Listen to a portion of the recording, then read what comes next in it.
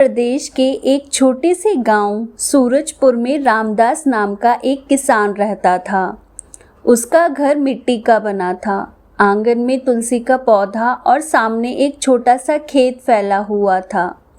रामदास एक साधारण किसान था, लेकिन उसके भीतर मेहनत, ईमानदारी और उम्मीद की ऐसी लौ जल रही थी जिसे कोई बुझा नहीं सकता था। गांव के लोग अक्सर कहते, रामदास तेरी मेहनत रंग लाएगी। वह मुस्कुराकर जवाब देता, मेहनत कभी खाली नहीं जाती, बस धैर्य चाहिए। सर्दियों की एक सुबह सूरज की हल्की किरणें खेत पर पड़ी रही थीं। ओस से भीगी घास चमक रही थी। रामदास ने धोती कुर्ता पहनकर सिर पर गमछा बांधा और बैलों को जोतने ले गया। वह जानता था कि खेत में बीज डालने का समय आ चुका है। बैलों की घंटियों की टन-टन और मिट्टी की महक उसके दिलों को सुकून दे रही थी।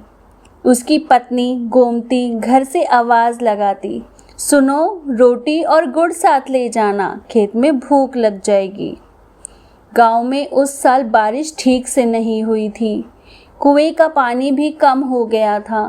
कई किसान परेशान होकर अपने खेत सूखे छोड़ बैठे, लेकिन रामदास ने हार मानने से इनकार कर दिया। वह रोज़ सुबह कुएं से पानी खींच कर खेत में डालता। हाथों में छाले पड़ गए, लेकिन वह रुकता नहीं। गांव के कुछ लोग हंसते हुए कहते, अरे रामदास, इतनी मेहनत मत कर, बारिश नहीं आई तो कुछ नहीं होगा। रामदास बस शांत होकर जवाब देता, प्रकृति को अपना काम करने दो, मैं अपना काम कर रहा हूँ। एक दिन आसमान में काले बादल छा गए और तेज बारिश शुरू हो गई। खेत की सूखी मिट्टी जैसे जी उठी। रामदास के चेहरे पर मुस्कान आ गई। उसने सोचा, मेरी मेहनत और भगवान की कृपा दोनों मिल गए।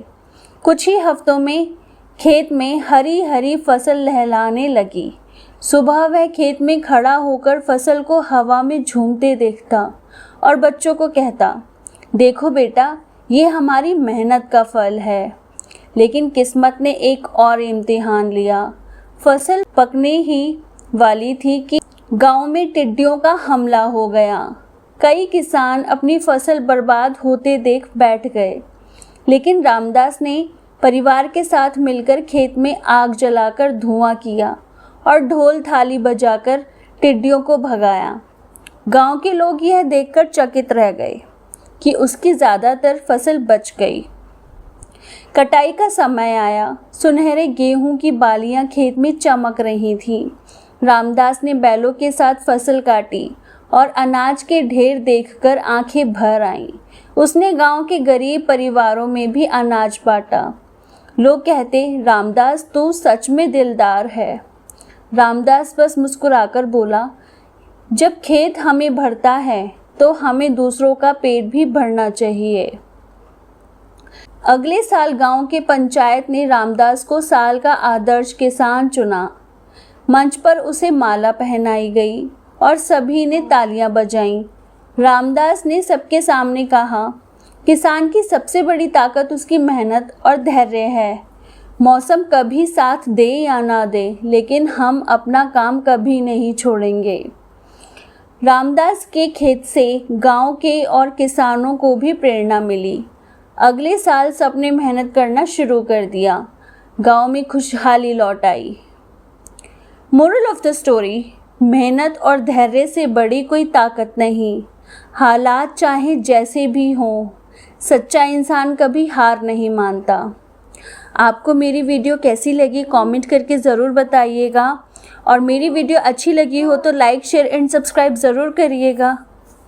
खुश रहिए, सीखते रहिए।